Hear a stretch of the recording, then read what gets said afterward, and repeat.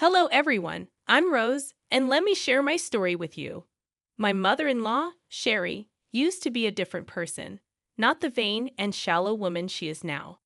This change occurred later in her life, or at least that's what my husband Dylan believes. Growing up, Dylan and Sherry didn't have a lavish lifestyle. They led a modest life together after Dylan's father passed away when he was just 4 years old. Sherry took on the role of the breadwinner, and they've lived a simple life until Dylan secured a great job after college. Dylan is a remarkable and kind man, not just because he's my husband. He earned a full scholarship to medical school and became a doctor. Despite his success, Dylan remained humble. However, Sherry's life took a turn for the luxurious.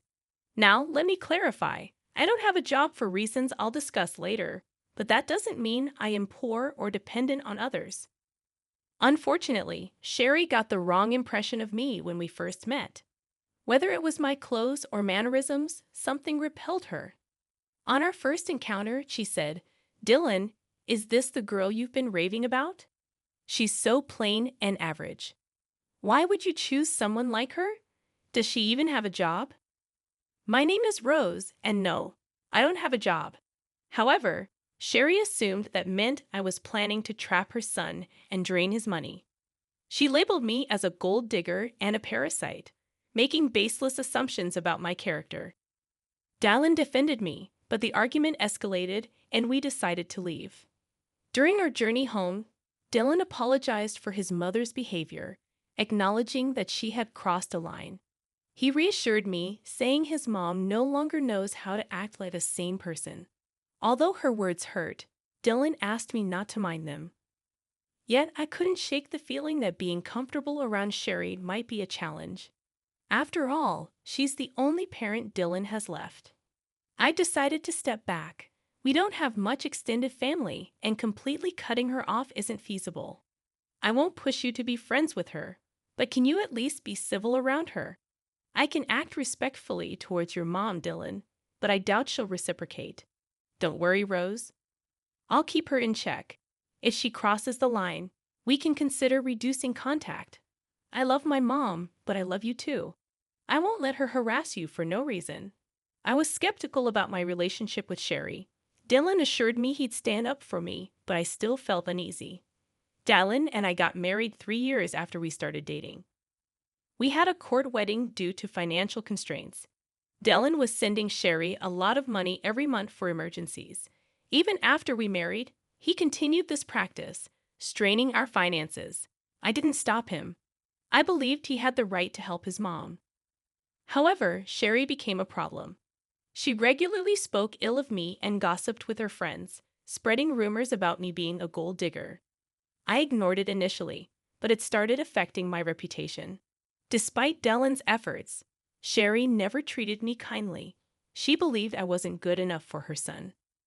Surprisingly, one day, Dylan told me that his mom wanted to invite me to a small party she was hosting. I was skeptical since she disliked me. Dylan assured me that she promised to improve and wanted me there. It seemed odd considering her recent financial struggles, but Dylan believed she managed somehow. I agreed to go, despite my concerns about her behavior. Dylan hoped his mom was making an effort, so I decided to keep an open mind. I truly wanted us to mend our relationship and become friends.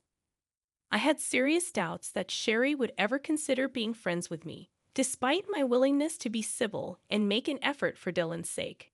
It seemed that Sherry had little regard for his happiness. Despite my skepticism, I decided to attend the party, eagerly waiting for Sherry to provide details. Sherry texted me the next day, and I assumed she was extending the invitation. However, her message took an unexpected turn. She started by mentioning the party at a 5-star hotel everyone had been raving about, promising her friends a great time.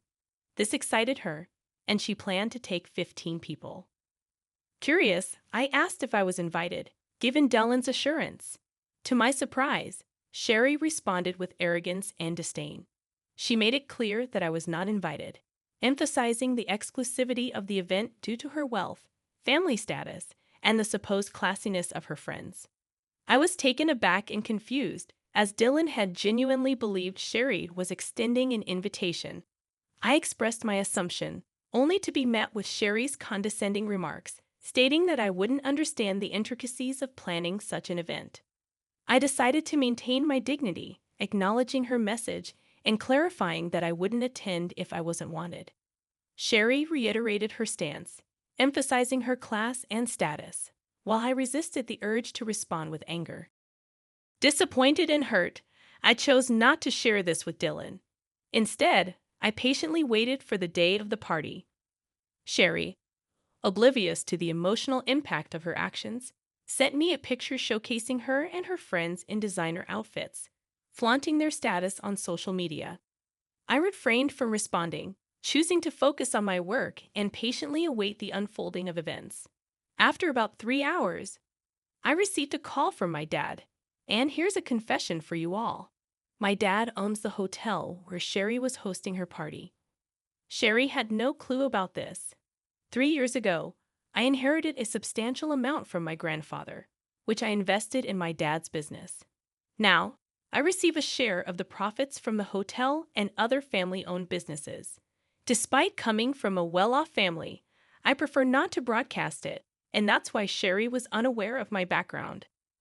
She also had no idea about the high cost of the 5-star hotel and its restaurant. Sherry let her friends order without checking the menu or prices, resulting in a hefty $2,000 bill. This turn of events was the perfect opportunity for revenge. My dad called me to inform me that Sherry was at the hotel, having amassed a $2,000 bill. She was now asking for a 50% discount, claiming she was short on cash. My dad sought my advice, as Sherry's party had been rude and entitled, upsetting the staff. As expected, I shared my frustration with my dad, recounting how Sherry had boasted about the party to mock me for not being invited. The irony was not lost on me, given that she couldn't even afford the party she was flaunting. My dad expressed his understanding of the situation and shared the challenges faced by his staff due to Sherry's behavior. I saw an opportunity for revenge and suggested making Sherry and her team wash the dishes, clean the entire kitchen and the floor, given their insulting behavior. I wanted to extend this revenge to include Sherry's team, who had also mistreated our staff. If Sherry tried anything foolish, my dad could call the cops on her. My dad laughed at the suggestion, giving it a big thumbs up. He even offered to share pictures of the event. It seemed like the perfect chance to turn the tables and teach Sherry a lesson about humility and respect. When it happened, I would have relished seeing Sherry face the consequences of her actions. My dad promised to follow my suggestion and hung up. An hour or so later, he sent me pictures of Sherry and her friends washing dishes and wiping the floor at our restaurants. Dad also shared that when Sherry saw him as the restaurant owner, she looked relieved. She began telling him that she knew the owner and they would get out of the situation. To her surprise, Dad instructed her to clean his restaurants. She was dumbstruck for a while, and when she started to protest, Dad reminded her that since she didn't consider me family, he didn't consider her family either. It was a hilarious turn of events, and though I wished I was there, I did get some good pictures. After a while, Dylan came home looking visibly upset. I could tell he had heard from Sherry about what happened, and I knew she must have given him a twisted account of the events. He approached me, questioning what he'd heard about my dad making his mom clean the restaurant dishes. I explained to Dylan that it was the usual norm for us in such situations. Sherry had gone to our restaurant, racked up a $2,000 bill, claimed she didn't have more than $1,000, harassed our staff, and her party had been a nightmare. I believe this punishment was fitting. Dylan seemed surprised and questioned who Sherry had taken with her and what they ordered. I informed him that she took 15 people, and they ordered a lot, especially the fancy items. He expressed disbelief, as Sherry had told him she was taking only 4 people and had invited me, but I declined. I clarified that things didn't happen that way, and I showed him the text messages from Sherry. Dylan requested the bills and asked me to show him the texts, wanting to understand the situation better. I showed Dylan all the texts, and my dad sent him the bills. I also presented some pictures to illustrate the scale of Sherry's party. Dylan grew extremely mad when he saw everything. He called Sherry, asking her what was wrong and why she hadn't told him the full story.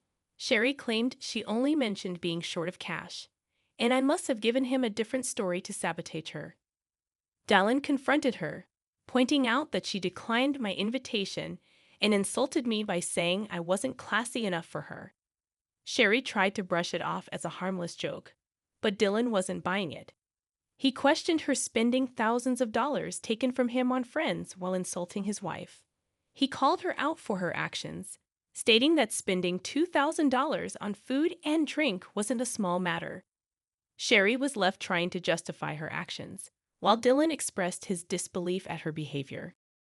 I made a mistake by giving you money whenever you shared stories about needing it, Mom.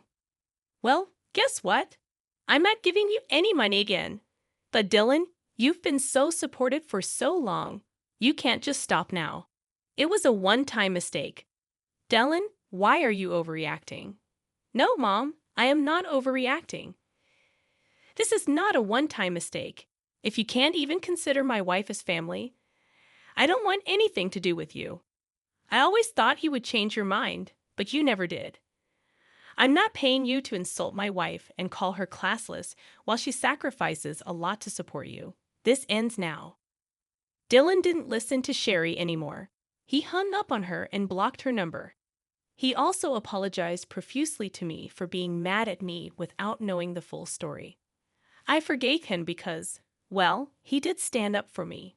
We had a serious discussion about Sherry and jointly decided that she will no longer be in our lives for now. Yes, Dylan is now a wealthy man, but he knows to stay humble. He found Sherry's behavior completely unacceptable, especially because it was directed towards me. I agreed with the fact that it was very unfair to me, and I was all set to remove her from our life for good. In the next few days, Sherry reached peak madness. She realized that her own actions may have damaged her relationship with her son for good, sending her into a horrible panic. She showed up at our house and demanded to speak with Dylan. Slowly, her demands turned into begging after she was turned away from the door every time. Yes, Sherry worked and earned some money. However, it wasn't enough for the high-end lifestyle she had gotten used to all these years. Dylan had stopped giving her money entirely. Instead, he invested some of his funds into my dad's business to help him open new hotels and restaurants in the neighborhood. We do plan on expanding our hotel business to bigger cities, but we'll have to see what the future holds. Since Dylan stopped sending her funds, Sherry had to downgrade her lifestyle significantly. She was struggling to keep the rented condo with her own money and ultimately decided to end her lease. She has now shifted to a small one-bedroom apartment and doesn't have any money to spend on extras after all the bill payments. How do we know this? She emails us about it. Of course, she still downplays her behavior and acts like we are overreacting. Suffice it to say, she will be out of our lives for a while now. Just a month ago, I found out that I was pregnant. Dylan and I are overjoyed and busy planning everything before our baby comes. To be honest, I'm glad that my child won't be around shallow people like Sherry anymore. But if the time comes, I will make sure my dear mother-in-law doesn't get to fill my child's head with nonsense. For now, please wish us luck so that we can be good parents to a healthy child. I need to head back to my hometown for a while. Can you watch over my house while I'm away? I asked Nancy, James' wife, with a bit of hesitation. You don't have to come back at all, even if you're my husband's mom.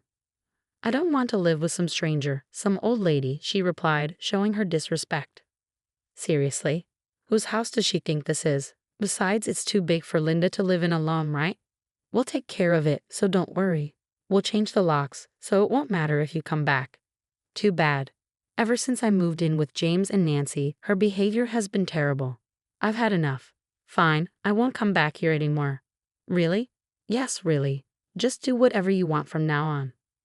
I, Linda, harbor a secret side that even James isn't aware of.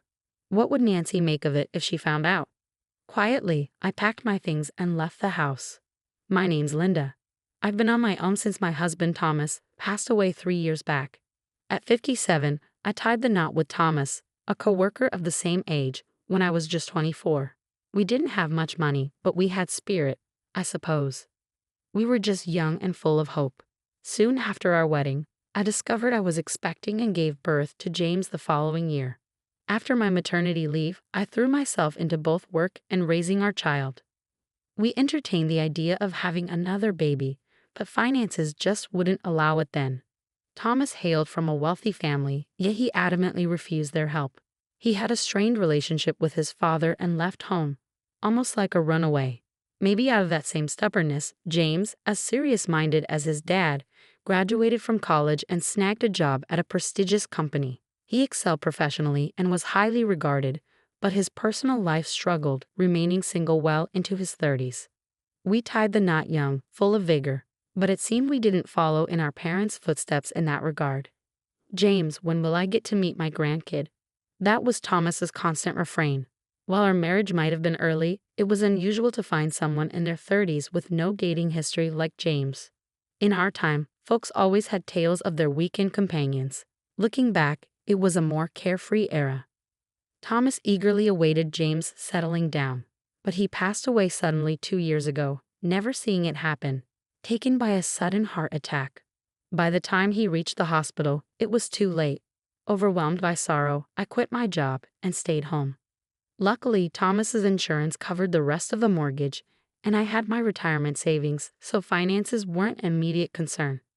The house we lived in was newly built, purchased when we were nearly 30, brimming with memories of Thomas. After his passing, James and I agreed to transfer Thomas's share to me. Splitting the house wasn't feasible, and I planned to eventually pass it on to James. When I broached the subject with him, he confessed out of the blue, "I found someone I want to marry." I was taken aback. "What? You had a girlfriend? Why keep it from me?" "Dad was waiting all this time. I meant to tell you, but the right moment never seemed to come." "Sorry." It was ironic that Thomas, who had eagerly awaited James's marriage, was no longer with us.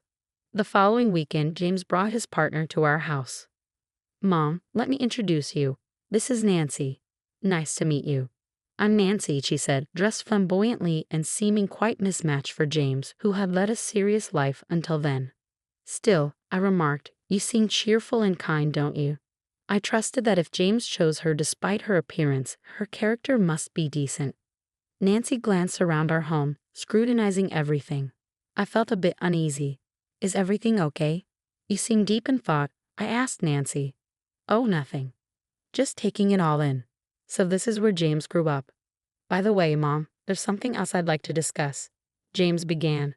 "What is it?" James proposed skipping the wedding ceremony and just registering the marriage.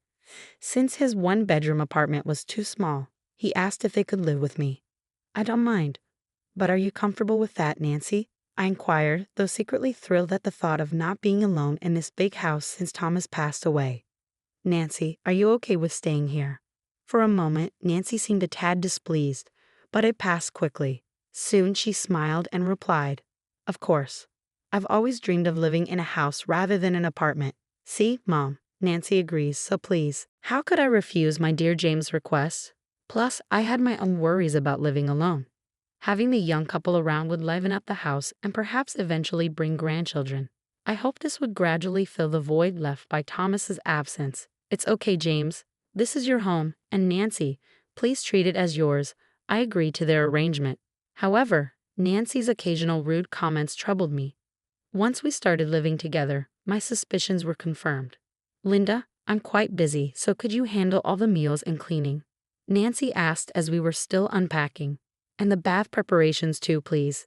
"Pretty please." She treated me like a maid, but I endured it for the sake of harmony with James and his wife. Yet the workload of running a household is vastly different for a single person than for a grown adult. "Linda, my lingerie is delicate, so be sure to hand wash it." Why can't she do it herself if she's so particular? Even I couldn't suppress my frustration.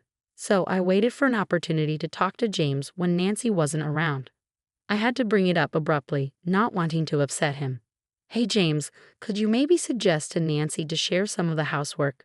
When I broached the topic, "Nancy's never really done any housework, but she appreciates how meticulously you handle things, Mom," he replied. "Anyhow, I'll talk to her about it." Let's try to get along, okay? James seemed to be attempting to reconcile Nancy and me. From that moment on, Nancy's attitude towards me deteriorated further. Why isn't our room tidy? There's dust everywhere. Can't you clean your own space? There might be things we don't want touched. What are you implying, Linda? You're such a homemaker, always at home, right? It's like you're mooching off James. Can you at least pitch in with the housework? I muttered, feeling the weight of resentment building. If anyone's leeching off James, it's me. Nancy's the one draining the life out of this place. I'd endured everything because she was James' wife, taking care of them both. But I hit my breaking point. One day, my sister called. We were all grown, both my sister and brother married, with no one left at our parents' house. Dad passed away when I was in school, and Mom, who lived alone, also passed a few years ago. We didn't want to leave the house empty, so we put it up for sale, and we finally found a buyer. We needed to sort out our parents' house. If James and his wife hadn't come to stay with me, maybe I would have ended up alone too. But even so, if Nancy keeps this up, I won't be able to handle it. Maybe it's best to take a break. With James away on a business trip, I approached Nancy that night after she came out of the bath. Can we talk? I asked tentatively. If it's something annoying, I don't want to hear it, she replied lazily. I need to go back to my parents' house for a while. It might be for some time, so I need you to look after the house. And about the housework during that time? You're not expecting me to do it, are you? She snapped in annoyance. Seems like that's the plan. What do you think? I prodded for her reaction. This is your family home, right? You don't have to come back. I mean, it was nice that you did so much, but I hated living with some old lady who's practically a stranger. This is perfect. Nancy's rudeness, thinking James wasn't around, was blatant. Sure, it's a bit old-fashioned, but this house is too big for just you, right? We'll make use of it, so don't worry. Maybe we should change the locks then. You can't get in even if you come back, she added casually. I was stunned. I tolerated her behavior because she was James's wife, taking care of them both. But I'd reached my limit. Got it. I won't be coming back, so do as you please. Really? Are you serious? Yay. I returned to my room, packing not just for this trip, but to make it easier for the movers. As the time arrived and I slipped an envelope into my trunk, I knew it was something I couldn't leave behind. The next morning, loaded with luggage and memories, I departed from the house. En route to my parents' home, I arranged for movers to transport my belongings. They would be stored temporarily until I secured a new place.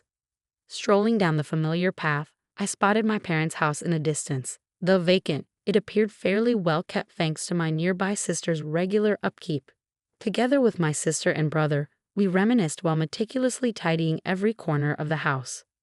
Maintaining an empty house proved challenging, hence selling it seemed the most practical. Retrieving the envelope from my trunk, I dialed the real estate agent's number inscribed on it. With the utilities of the house disconnected, we lodged at a nearby hotel during the cleanup. On the third day of tidying, I returned to my hotel room, eager for a shower.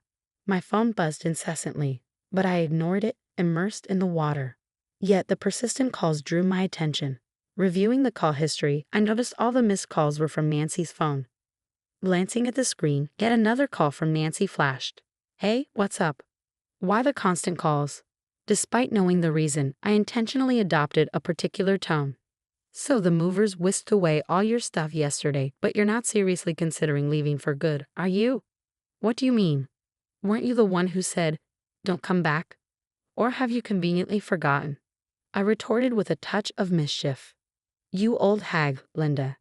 You're our maid, so come back right now. Being told to get out and then come back was rather self-serving. Sorry, but I'll pass. Perhaps boiling with rage, Nancy even referred to me as a maid. Oh, I forgot to mention. I'm planning to rent out that house, and I've already contacted a real estate agent. So Nancy, you'll need to find a new place soon. What do you mean? We're living here. You can't just do that. Nancy's voice quivered, perhaps in bewilderment. I own that house. Like you said, it's too big for one person. I've been contemplating renting it out for some time to boost my income. Unless you and James want to become tenants, that's fine by me. You greedy old woman. Are you that desperate for money? Nancy seemed to have misunderstood. But I'm not strapped for cash. Fortunately, I have other properties.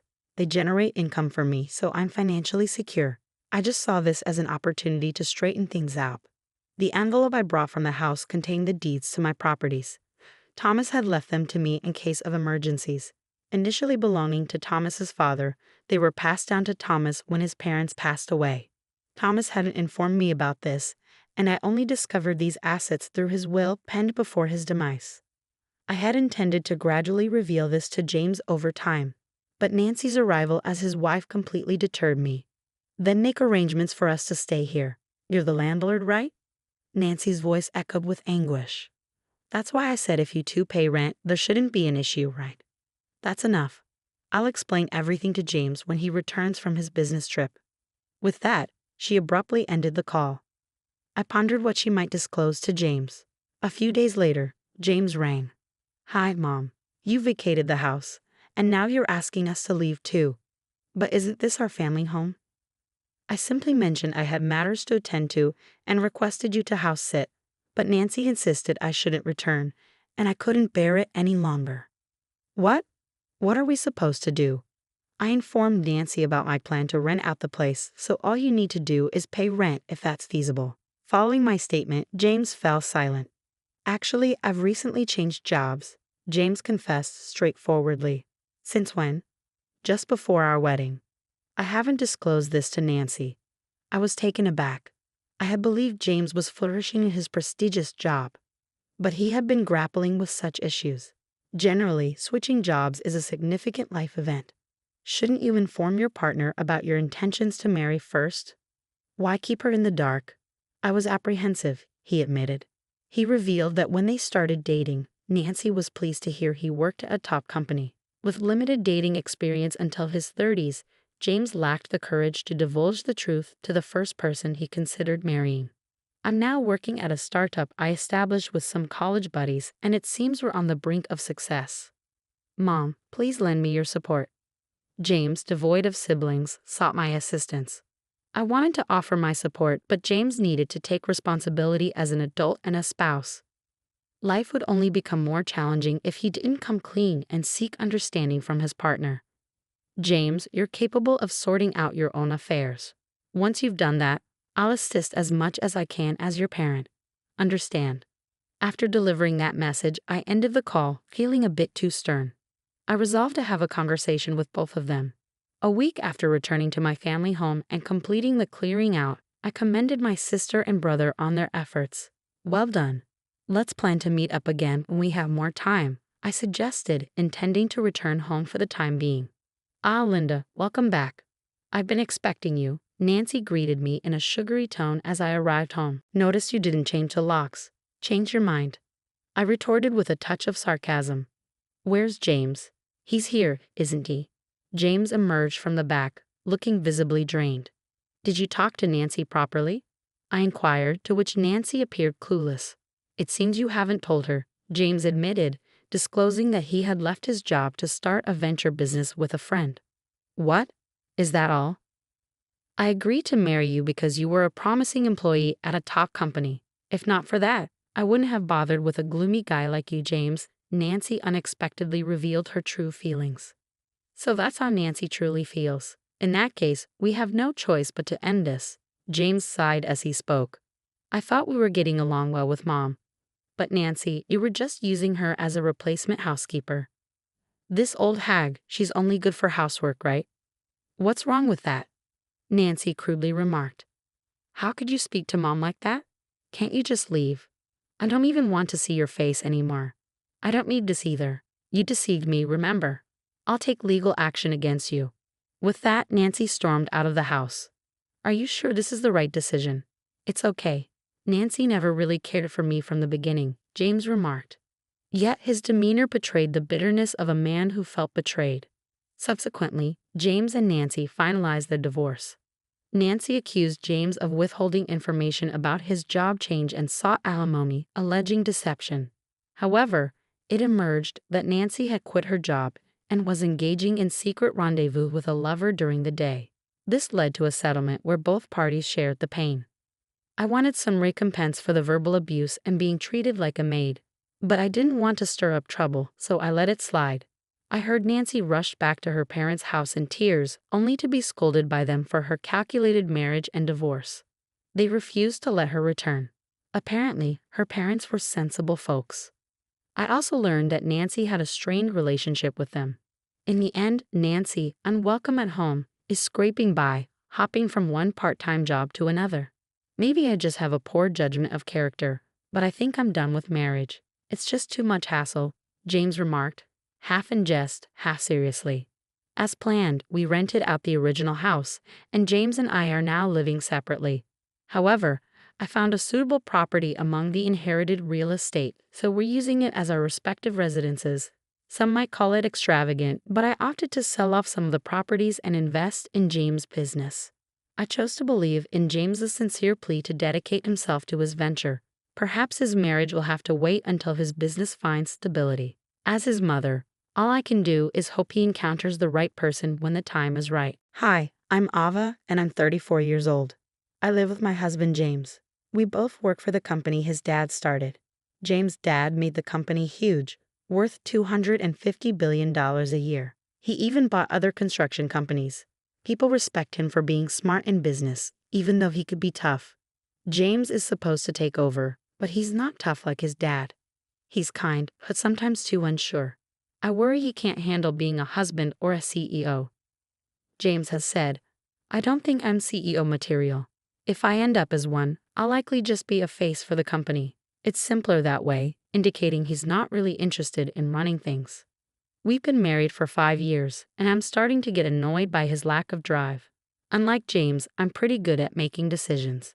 Back when my father-in-law was running things, he trusted me with different jobs because of this. Before I married James, I worked at a bank, so I know how to handle money and keep track of numbers. After getting married, I decided to stop working and focus on taking care of our home. But my father-in-law asked me to join the construction company instead. Soon after I started, he started asking me to come to board meetings and share my thoughts on how to manage things. At first, the board members weren't sure about having the founder's daughter-in-law in important meetings. But as I kept giving useful ideas, they started to listen to me. James was also on the board, but he hardly ever came to meetings, and everyone thought that was okay, even my father-in-law. One day, when I got home from a meeting, I found James just sitting there watching TV like nothing was wrong. "Why did you come to the meeting today?" I asked, annoyed. "You're an important part of it. You should take it seriously." But he just shrugged and said, "Even if I went, I wouldn't understand what's going on. Plus, the board members seem to like you better, so it's not a big deal, right?" I couldn't help but wonder if he was bothered by me being involved in the meetings. Despite his comments, my father-in-law had been showing me the ropes of running the business and seemed to be grooming me for a bigger role. I started to enjoy being part of the management, and before I knew it, I was working hard to live up to my father-in-law's expectations. After about 2 years of attending meetings, my father-in-law retired completely. When important decisions needed to be made, the board members would come to me for advice, leaving James out of the loop. I had hoped this would motivate James to step up, but instead he became even more distant from his work. He'd show up at the office in the morning but disappear by noon, spending the rest of the day at home. When he came home, he avoided talking about work altogether, seeming like he didn't care about what was happening in the company. Meanwhile, my workload kept growing, and I was getting busier. After my father-in-law retired, the board members started depending on me more and more, giving me tasks that felt like what a CEO would do. Since we're a big company with lots of employees, I was focused on increasing sales and profits to benefit everyone who worked with us. Thanks to the hard work of our employees, our sales started going up. I found running the company more and more interesting and got really into my work. But on the flip side, my husband James seemed to be losing interest in his job, and he started showing up at the company less often. Our conversations at home became less frequent, and our relationship started feeling strained. And around that time, I bumped into your sister Megan, and we grabbed lunch together. James came home and casually mentioned, "My sister Megan is a bit older than me and had just gone through a divorce about 6 months ago. It happened because she cheated, which caused a big scene when her angry husband showed up at our parents' house. So when Megan's husband got really upset, James went over to my parents' place to calm him down since I was busy with work." James, who had a gentle upbringing and a calming personality, was able to talk Megan's husband down and convince him to leave for a while. Later, Megan told me, "Your husband is amazing. He handled my angry husband so well," she praised him. Megan's husband must have been impressed by James's calm and easygoing attitude. Megan ended up divorcing her husband and paying alimony. But after that incident, she seemed to see James in a different light. Before, she might have just thought of James as a rich, pampered guy who wasn't particularly attractive and a bit indecisive. But now, she seemed to view him as a respectable businessman. Now that Megan was single after her divorce, she probably saw James as a great catch, as she always liked wealthy men. But I was too focused on work to even think about such things. My sister wouldn't have known that James doesn't actually run the company, he's just a figurehead. Megan's ex-husband was a top employee at a foreign company and used to boast to me at their wedding, saying, "My husband is a great worker with a big salary and he's good looking too." "You're probably jealous," he teased. He was handsome, smart, and had a cool style. I couldn't understand why Megan would cheat on such an amazing husband. 3 months after James mentioned having lunch with Megan, I came home to find him looking unusually serious. "We need to talk," he said, which surprised me because he'd never been so serious before. I felt nervous as I waited for him to continue. "Actually, Megan is pregnant with my child, and I want a divorce," he dropped the bombshell. I was shocked by the request for a divorce, but even more stunned to hear about Megan's pregnancy. Speechless, I listened as James said, "Megan plans to come over on our next day off to discuss this, so I'm counting on you." I was stunned and asked him, "So you want to marry my sister?" James looked troubled as he replied, "It's not that I want to marry her, but if she's carrying my baby, I guess I have no choice." I sighed at James's usual indecisiveness and said, "Well, if she's having your baby, I guess we have to deal with it. Let's talk more when she comes over." It seemed like James and I couldn't make decisions together, so I decided to talk directly with my sister to sort things out. Even though I had already decided in my heart that I wanted a divorce, I felt I needed to talk to my father-in-law about the situation with the company. Being involved in running the business as the founder's daughter-in-law, I knew that divorcing would change my role. So the next day, I went to my in-law's house and told my father-in-law everything my husband had said. My mother-in-law, who was there too, was happy about the news of her son having a child. But she quieted down under my father-in-law's stern gaze. She seemed more focused on the grandchild than the company's affairs. After thinking it over, my father-in-law smiled and said, "Ava, I want you to keep working in the company just like you have been. James doesn't matter to me. I'll handle it, so let him do what he wants." It was clear that my father-in-law valued the company's management more than his son or grandchild. Even though he had retired, he still had a lot of influence as the founder, and he owned most of the company's shares. No executives would go against his wishes. I was starting to enjoy my work more, and I was hesitant to give it up now that I had settled into the role. It was time to talk about the future with my sister.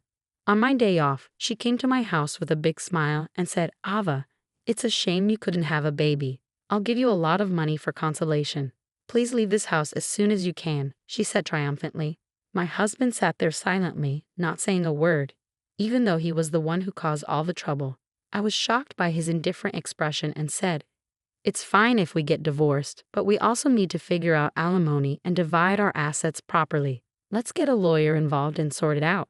"I never imagined you, my own sister, would fall for someone like James," I said to my sister sarcastically. She gave me a stern look for a moment, but then composed herself. I realized she was trying to say that it's what's on the inside that matters, not looks or wealth. It was amusing to hear her talk as if she knew my husband's true self completely, and I struggled to hold back my laughter as I replied, "That's wonderful. I hope you two have a happy life together from now on." I couldn't help but wonder if by inner self, my sister meant money. She seemed to think my husband was the big shot at my father-in-law's company, but it didn't seem like she had heard anything from him directly. After our discussion, my sister announced that she would move in and arrange for a moving company. Knowing my sister's temper, I only took the essentials with me, having already secured a new apartment. I also hired a lawyer and prepared documents for property division and alimony claims. The next day, after moving out, I began negotiations for alimony and property with my husband and sister, with my lawyer by my side. My husband remained indifferent, while my sister did all the talking. "I'm willing to pay whatever alimony you ask for, so take your time to decide, my sister said. Upon hearing this, my lawyer decided to pursue alimony from my sister as well, not just my husband. My sister was already paying alimony to her ex-husband in installments, so my lawyer had warned that it might be difficult to claim alimony from her. Since my sister offered to pay whatever amount I wanted, I decided to go ahead and make a claim. During the property division negotiations, my sister eagerly pointed out, "This mansion belongs to James's family, so it shouldn't be included in the property division, right?" The lawyer replied calmly, "This building and the land are owned by the company, so it's up to the company to decide." It appeared that even my husband had assumed this house belonged to his father. "Oh really? I thought this was Dad's," he casually remarked. In contrast, my sister seemed surprised and turned to the lawyer, demanding, "Wait, does that mean I can't live here?" The lawyer replied professionally, "Since it's company property, you can continue living here if the company permits it." My sister seemed relieved at this and said, "Oh, you should have mentioned that earlier. It'll be fine since James, the president, will be living here," my sister confidently stated, causing the lawyer to be momentarily surprised before bursting into laughter. "What are you talking about? Ava is the president, not James," the lawyer clarified, looking at my sister, who was planning to remarry my husband. It didn't even know this basic fact made me chuckle. My sister immediately turned to my husband and exclaimed, "Wait, James, you're not the president." Seeing my husband's troubled expression, I stepped in and explained to my sister, "James is just an advisor without any executive authority. I'm the executive director and also the president. Our father-in-law, the founder, used to be the president, but he appointed me as executive director and then president when he retired. The other executives supported my performance and there was no opposition." Meanwhile, my husband, due to his father's arrangement, was receiving an executive salary as an advisor without any executive power, which was more of a disappointment than a true position of authority. Even though he was technically receiving an executive salary, since he wasn't actively working, it was even less than what a regular employee would earn. Therefore, I was the one covering all our living expenses. My husband, who had little interest in our household finances, didn't even bother to check whether the house we lived in was owned by the company or by his father. Despite being company-owned, my responsible father-in-law had always charged me rent. Although I considered it a standard rental arrangement, the lawyer, still chuckling, asked, "Can we continue to charge James rent for this house?" My sister reacted strongly to the idea of rent, saying, "Rent? Why should James pay rent? Isn't it the company's property? Let's just let him stay for free." The lawyer then presented the rent amount, which caused both my sister and her husband James to be taken aback. "I guess rent for a house this size would be high. I can't afford that with my salary," he admitted. His executive compensation barely left him with any extra money, and paying that rent would make covering their living expenses even more challenging. Over their 5-year marriage, James had depleted his modest executive compensation entirely. My own salary had been swallowed up by the exorbitant rent and living expenses, leaving us with little in terms of assets. Splitting what little savings we had was the only option for dividing our assets. After the lawyer departed, my sister, now aware that the grand mansion she had envisioned was merely rented, looked utterly crestfallen, staring into space. James, as usual, wore his trademark grin. I suggested, "Why don't we leave this place and move back in with your parents? Your mother was thrilled about the pregnancy news." James agreed, but I couldn't help but chuckle at the irony of having to consider the opinion of a man who was soon to be my ex-husband. While I pondered whether this unreliable man was capable of raising a child, I ultimately decided it wasn't my concern. Turning to my sister, who seemed to have forgotten about her own alimony, I asked, "Are you all right with the alimony arrangement, sis? You seemed so confident earlier, but you're also paying your ex-husband, right?" She was taken aback, her expression snapping back to reality. "Alimony? I have to pay too." She seemed shocked, apparently having missed the earlier discussion entirely. "You said you provide plenty of alimony, but you didn't expect me to pay as well, did you?" "My salary is quite low." James and my sister exchanged surprised glances. Though not a lawyer, observing these two made me want to burst into laughter. I had already gathered signatures on the divorce papers and alimony requests. Although it didn't affect me much, witnessing James and my sister in this state was rather pitiful. My ex-husband, now remarried to my sister, had moved back to his parents' house, just as I had predicted. However, it seemed that there were constant arguments between my sister and my in-laws. The root of the conflict was the lie about my sister being pregnant with my ex-husband's child. His mother, hoping for an heir, was furious. My father-in-law, who had always harbored ill feelings towards my sister for stealing his son from me, hadn't even spoken to her. He covered the alimony for both James and me, and I received my share in full. However, witnessing this, my sister pleaded with him, "Dad, could you also pay my alimony?" His response was sharp, "I have no reason to be called Dad by you," clearly enraged. Failing to achieve any of her desired outcomes, my sister fled from my ex-husband's family home without a word and disappeared. She had essentially remarried her ex-husband just to shoulder the burden of alimony, which seemed incredibly foolish to me. My ex-husband appeared to entertain thoughts of reconciling with me, but his father sternly rebuked him, saying, "You're not even capable of taking care of yourself, let alone a family." Even if he begged, I wouldn't consider getting back together with him. His betrayal of my sister shattered any trust I had in him, and his indifferent demeanor only fueled my disgust. During our discussions, he was stripped of his executive position and now works as a temporary employee. Meanwhile, I've remained the CEO, which remains the central focus of my life. I have no intention of remarriage post-breakup. I've maintained a connection with my father-in-law, seeking his advice when necessary. For now, my priority is the company, which I view as a marriage dedicated to the well-being of my employees. My sister went on vacation with our parents instead of me. But during the trip, she did something really bad and got arrested. Now, our parents see her for who she really is. I'm 23 years old, and I have a younger sister named Lisa, who's 18. I really think she's super mean. I've been trying to tell my parents this for years, but they never believe me. Here's why our relationship is so rocky. My parents adore Lisa because my mom had a miscarriage before Lisa was born. Losing the baby was really hard on my mom, so when Lisa came along a few years later, she was like a miracle to them. They poured all their love and attention into her, making her the star of our family. Now, don't get me wrong, I used to love my sister when we were kids. But as we grew up, I noticed something. Lisa is really good at manipulating everyone around her. She knows how to make herself look good and make others look bad. It's like she's a pro at playing the victim.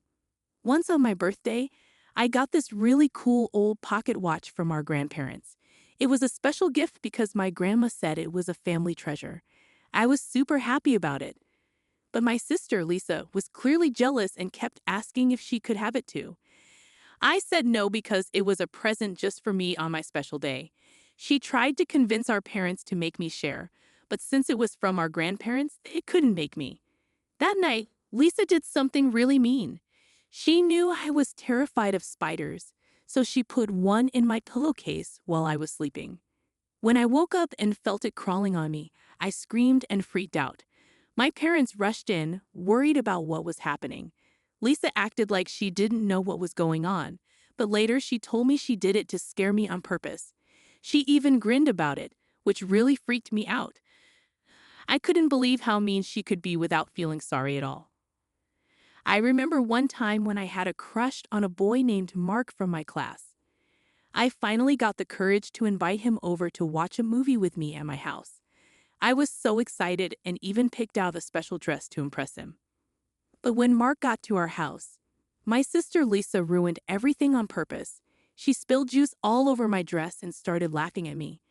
I felt so embarrassed and had to change clothes while trying to hide how upset I was.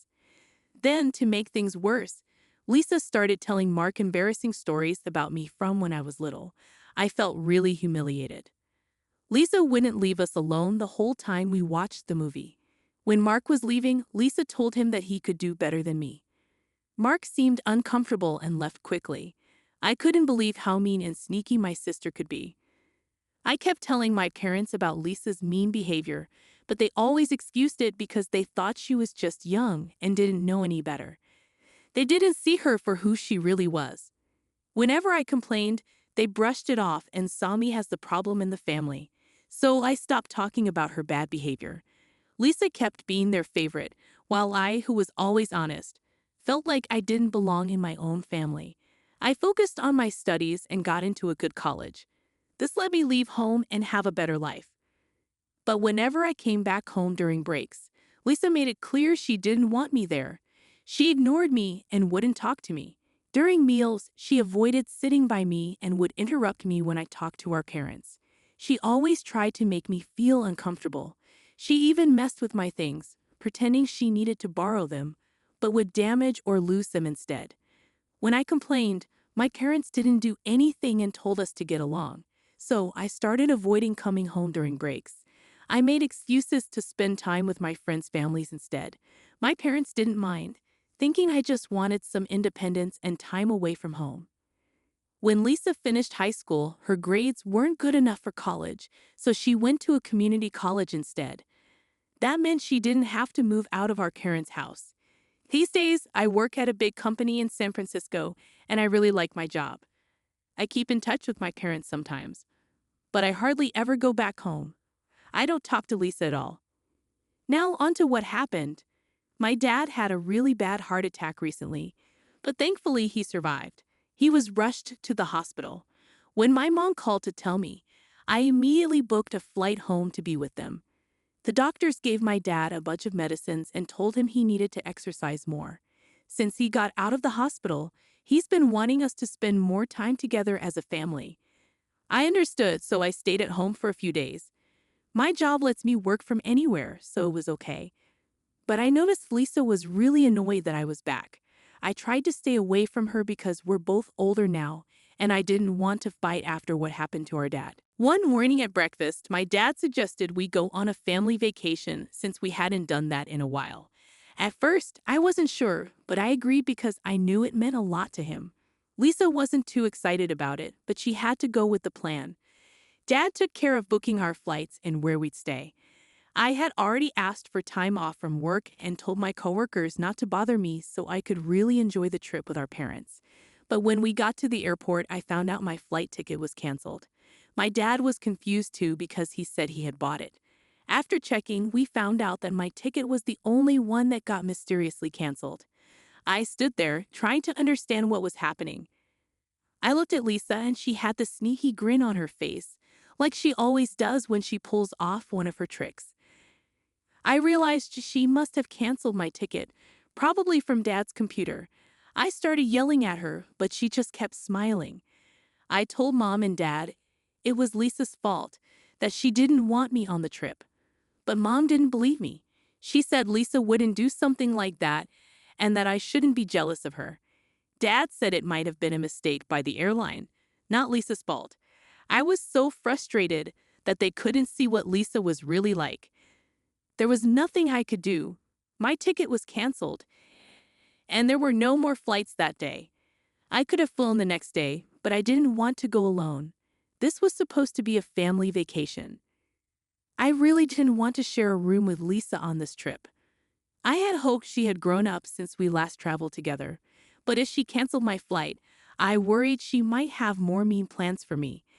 Dad was unsure at first, saying we could go back home and plan a new trip later. But then he talked about how he missed going on vacations. Mom agreed, saying I travel a lot for work anyway, so I wouldn't miss much if I didn't go. Their words hurt. It felt like they wanted me to say they should go without me, so I told them they could continue the vacation without me, and they agreed without hesitation. Even though I didn't want the money spent on the tickets and rooms to go to waste, I felt sad that they didn't care if I went with them or not. It seemed like they were fine going on the vacation without me. So there I was, alone at the airport while my parents and Lisa went on their trip. I decided to go back home to San Francisco. I didn't want to stay alone in our family house any longer. I tried to forget about what happened and focus on enjoying the rest of my time off from work. I spent my break catching up with old friends and reading lots of books, turning it into a solo vacation at home. Sometimes, my parents would video call me during their trip, and I could see they were having fun without me. It felt like they didn't really miss me on their vacation. Even though I wasn't too upset about missing out, I still felt left out. It reminded me of how my family always seemed to favor Lisa. I hoped that one day they would see her true colors, and it seems like that finally happened. A few days into their trip, I woke up to several missed calls from my mom, worried that something was wrong with my dad's health. When I called her back, she sounded really upset. She explained that they had noticed my dad's important heart medications were disappearing. It was serious because he needed them for his health. They were in a different country and worried if they could find the same medicine there as in the US. They were really concerned about the missing pills and searched their room but couldn't find them. My mom went to Lisa's room next door to borrow some sunscreen while Lisa was away. She was shocked to find all the missing medicines hidden in Lisa's bedside table. It was scary, so she called my dad. He came and found all his missing medication. I think that's when they realized the truth. Their favorite daughter, the one they called a miracle child, had been purposely putting my dad's health in danger. My mom sounded scared as she asked if they should talk to Lisa about it. I told her not to until they got back home. They needed time to think and gather proof before they confronted Lisa with the truth. Talking to her now wouldn't help because she's good at making excuses to avoid getting in trouble. But something must have happened because my parents must have talked to her about it. Lisa would be let go after 24 hours, and my parents couldn't do anything about it right away. They really wanted to go home after Lisa was released, so they tried to change their flight, but they found out their passports and wallets were missing. Lisa had either thrown away their passports or hid them. So now, they were stuck in another country with no passports or money. I think this was the first time my parents saw Lisa for who she really was. My mom, who always defended Lisa, was now asking me for help because they didn't have money or documents to fly home. She was upset and shocked to realize her daughter wasn't as good as she thought. I told them not to worry, and I would send them money with Western Union, but they had to find their passports first. I was sure Lisa didn't throw them away. Finally, my parents were realizing I was telling the truth about her all along. They were thankful I was helping them, even though they didn't take me on the trip. They said sorry for not believing me. Part of me wants to forgive them, but it's hard. I felt unloved because they always favored my sister, so I'm not ready to forgive them just because they regret leaving me out of the vacation. Update 1. Every day, my parents call me to tell me what's happening, and I'm getting more and more worried. After Lisa got out of jail, my parents told her to give back their passports or they'd call the police on her again. She had no choice but to tell them where she hid them. When they got home, my parents told Lisa to pack her things and leave. They finally realized how manipulative and harmful she was. They were worried she might hurt Dad again by stealing his medicine. Lisa got really mad and started yelling at my parents, saying she didn't want to share them with anyone, especially not me. She kept saying they should forget about me and only care about her. That's when my parents saw how jealous she was and how much she hated me being part of the family. They tried to calm her down, but she just kept yelling at them. She even threatened to make up lies about them to the police if they made her move out. This scared my parents because they're respected doctors in our community, and false accusations could ruin their reputation. Lisa's been making life hard for my parents ever since. When she found out they were talking to me more, she got really mad and broke dishes. She keeps hiding their car keys, making it hard for them to go to work. Just tonight, she had a tantrum during dinner and broke furniture. Then she blasted loud music in her room, so my parents couldn't sleep. The situation keeps getting worse, and it's really stressing my parents out. I'm worried about what might happen next. I can't go home right now because it might make things worse. I'm trying to convince my parents to talk to a lawyer so we can find a way to solve this problem for good. Going to court seems like the best way to protect my parents and make our family peaceful again. Update 2. Lisa got arrested, just like many of you thought might happen. She was causing more and more trouble, and one night she even threatened our parents with a knife during a big fight. It scared them, so they had to call the police. The officer arrested her for assault. With Lisa in jail, our parents knew they had to do something more permanent. They talked to a lawyer who helped them figure out how to make her leave their home for good. They gave her a formal notice saying she had to move out. They didn't want to press charges against her. They just wanted her to go. They bailed her out of jail and gave her the notice. It explained why she had to leave and when. They made sure to follow all the rules so Lisa couldn't argue. Then they went to court with their lawyer to start the process of making her leave. It was really hard for my parents because they were taking their own daughter to court. They felt sad and guilty, but they felt like they had no other choice. Finally, the court said Lisa had to leave the house. If she didn't go on her own, they could make her leave. Lisa will be out by next week. My parents are relieved they're taking a step to get their home in peace back. It's been tough, but they're hopeful things will get better once Lisa moves out. I've been talking to them through all this, and I'm planning to bring them to San Francisco for a few weeks. It'll give them a break from all the stress Lisa caused. Plus, it'll be a chance for us to spend time together, and I want to support them as much as I can. Update 3. I've read through all your comments, and many of you suggested we should check if Lisa has any mental health problems. But since she's an adult, we can't make her go for a checkup if she doesn't want to. Because of her sudden angry outbursts, we don't want to make things worse by pushing her. As I mentioned before, my parents came to visit me in San Francisco to take a break from everything that happened. Yesterday evening, we sat down to talk at my place. They were really sorry for not seeing Lisa's true self all these years and asked for my forgiveness. My dad felt bad for not listening to me earlier. They never thought Lisa would turn out like this and didn't see her real character behind her nice behavior. My mom also said sorry for not taking my concerns seriously about Lisa. She was upset to realize how they favored Lisa over me. I told them I appreciated them admitting their mistakes. I shared some tough memories of how Lisa made me feel all those years. My parents were shocked to hear what I went through alone. They admitted they were wrong and said sorry for making me feel left out.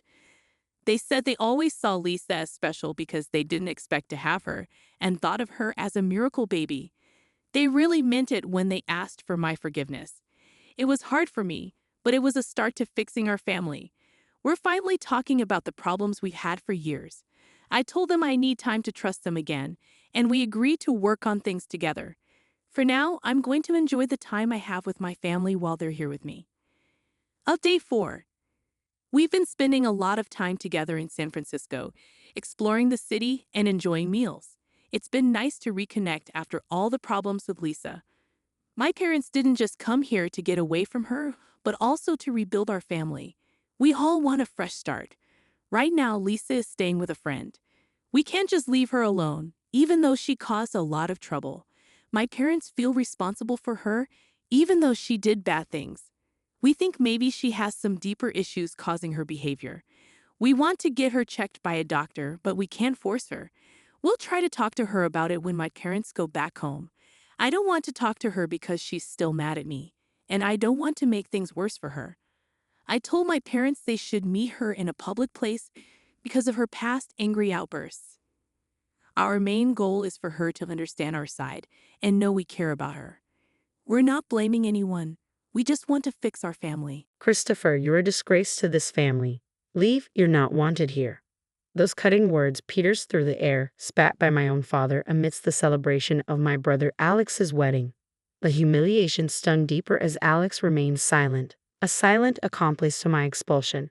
Anger boiled within me, ready to storm out when a plea for help interrupted my departure. A staff member, desperate in a moment of crisis, sought my aid. In that unexpected turn, my father saw me for who I truly was, and it jolted him. My name is Christopher, one of two brothers in our family. Growing up, our father, a stern lawyer, favored Alex, leaving me to perpetually chase his shadow.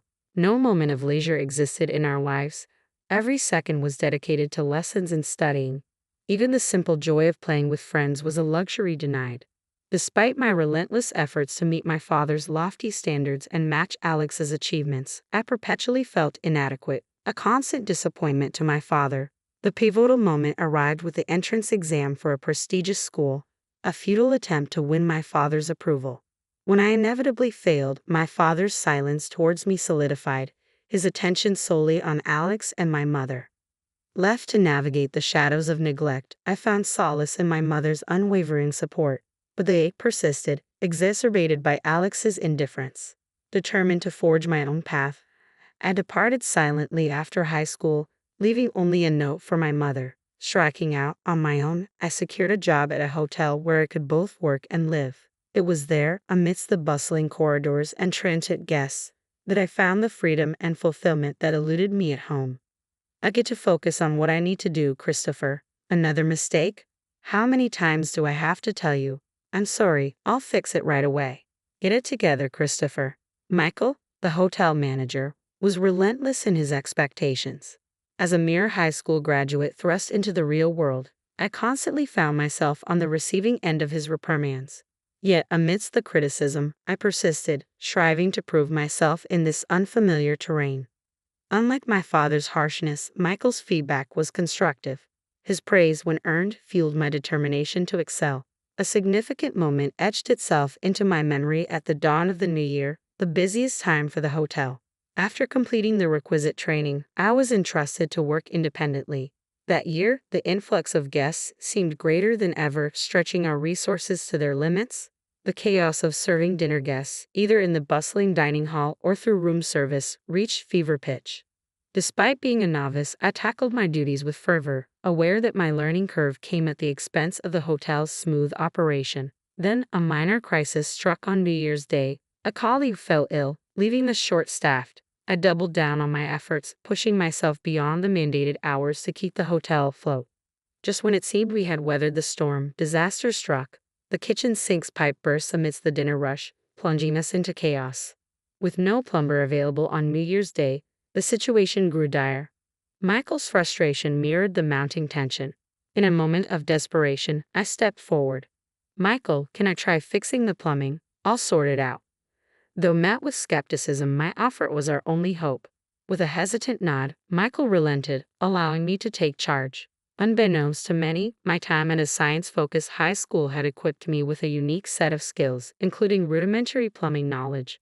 Drawing on this background, I set to work. Half an hour later, the once flooded kitchen was restored to order, the crisis averted through a combination of determination and unexpected expertise. I had somehow managed to fix the pipe, I announced breathlessly to Michael. He rushed over, turning the faucet with eager anticipation. Water gushed forth, a testament to my makeshift repair. The room erupted in smiles and praise. Great job, Christopher. You're my pride and joy, Michael declared, his words washing over me with warmth. Growing up under Michael's guidance had been a revelation. Together, we navigated the challenges of New Year's Day at the hotel, emerging victorious. The sense of fulfillment I experienced that day left an indelible mark, shaping the person I am today. 15 years flew by, and I found myself fully immersed in my role at the hotel. Then, one day, a letter arrived from Mom, breaking the silence that had settled between us. It bore news of Alex's impending marriage. Though I had drifted apart from Dad and Alex, Mom's plea for my presence at the wedding tugged at my heartstrings. Reluctantly, I agreed to attend. The venue, a luxurious hotel, mirrored Alex and Dad's penchant for extravagance. As I arrived, clad in a trusty suit, I couldn't shake the feeling of being out of place amidst the elite gathering. Perhaps Alex's bride, a woman of impeccable grace, was a product of Dad's networking or a strategic alliance. In the waiting room, surrounded by faces of high society, I found myself an outsider, observing from the periphery. With no one to engage, I became a silent observer, watching the intricate dance of privilege and power unfold before me. As I locked eyes with two familiar faces, a sense of unease settled within me. His expression was unmistakably displeased. Dad and Alex approached, their presence looming over me. "Why are you here?" Dad's voice, deep and commanding, echoed through the air, stirring memories long buried. "Is it so wrong to celebrate Alex's wedding?" "Oh, by the way, congrats, Alex," I replied, trying to diffuse the tension. Alex's response was muted, his conflicted expression betraying the strain of our family dynamics.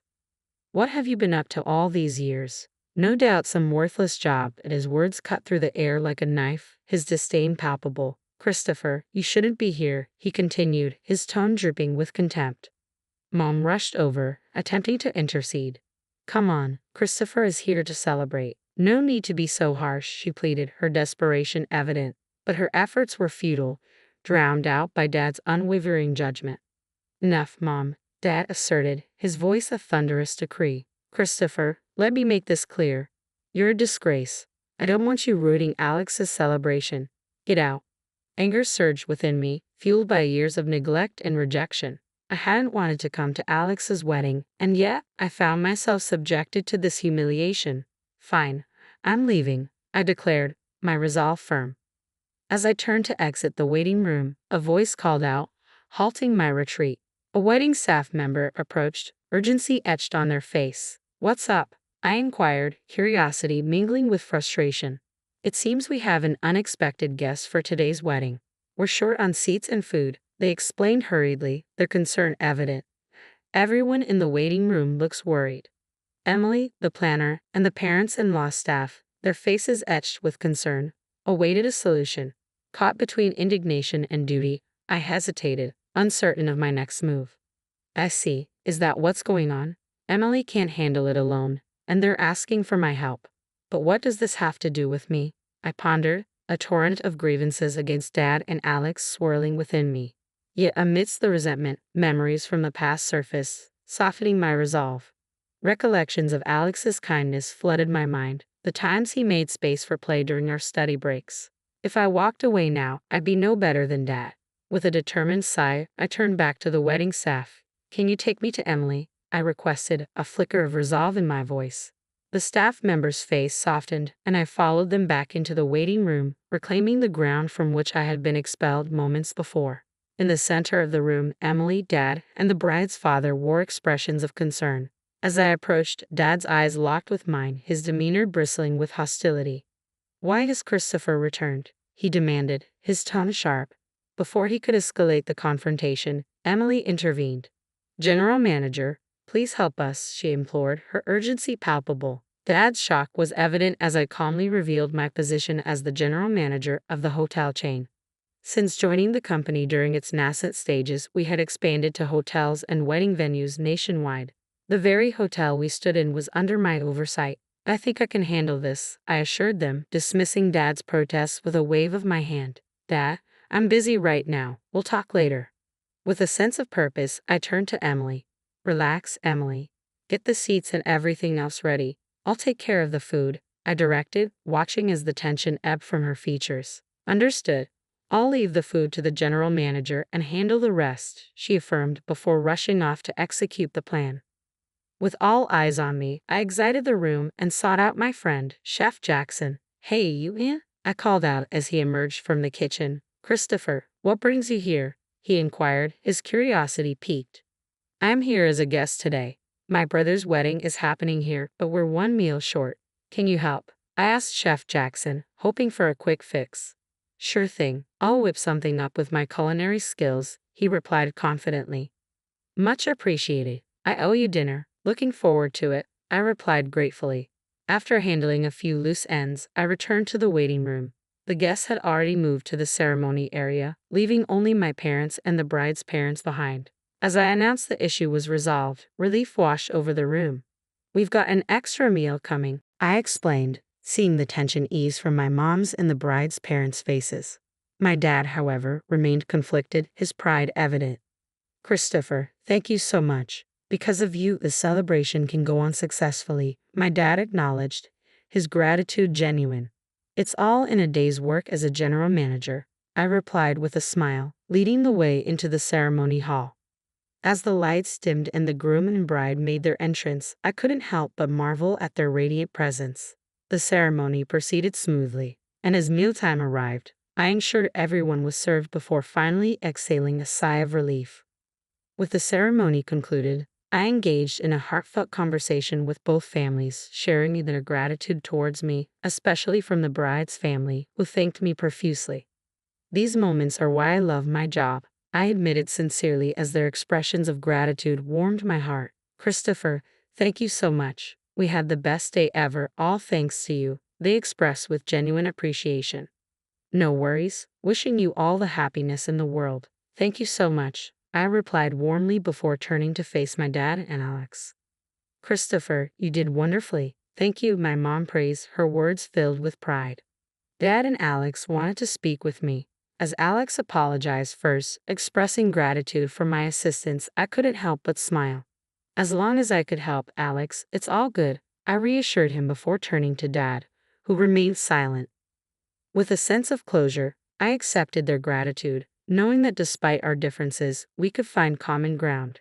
Just then, my cell phone buzzed, signaling more work awaiting me at the hotel in the next town over. Looks like more work, but hey, I enjoy it, so no complaints. All right, I'm off. Got work to do. You two take care. I bid farewell, ready to embrace the challenges that lay ahead. It was a realization settling in.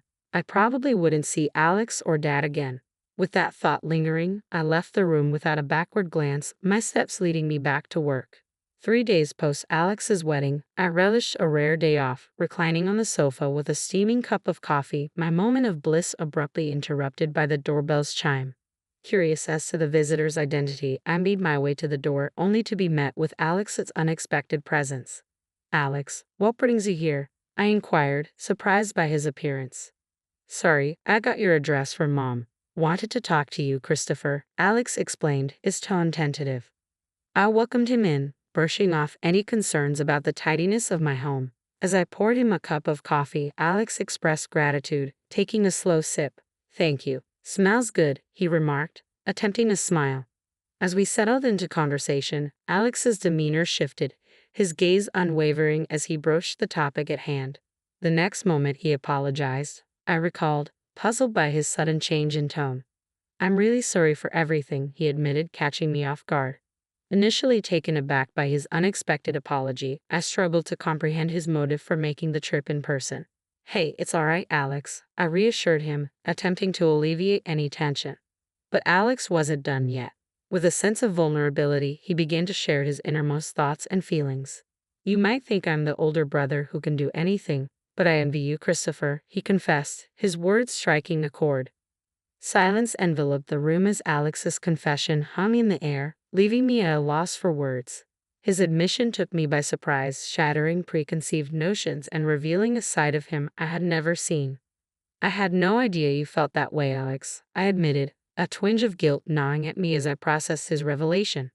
That's just it. It's not your fault, Christopher, Alex reassured me, his weak smile betraying a depth of emotion. In that moment, a sense of understanding washed over me, bridging the gap between us. Alex, I'm sorry. I never considered that you were struggling too, I confess, my own remorse surfacing. My brother's smile, though faint, spoke volumes. That's just it. It's not your fault, Christopher, he reassured me, his words echoing in the quiet room. With a newfound sense of empathy and connection, we found the words to express what had long been left unsaid, strengthening the bond between us. I think you've been through struggles I can't even imagine. I truly admire that. But I also want you to know about me, I confessed to Alex, feeling the weight of my words as they hung in the air. Taking a deep breath, I paused, gathering my thoughts before continuing. Alex listened intently, his silence encouraging me to share more. Breaking away from our parents and becoming independent wasn't easy either. The beginning was really tough, I admitted, recognizing the parallel struggles we both faced. It's true, we both have our share of hardships, Alex acknowledged, his response genuine. It was clear that he had more to say, but I found myself at a loss for words, unsure of how to offer guidance or reassurance. Unable to conjure up wise counsel, I spoke from the heart. To be honest, I think you should do what you really want to do, Alex, without worrying about Dad, I suggested, hoping to offer him some semblance of clarity amidst his inner turmoil.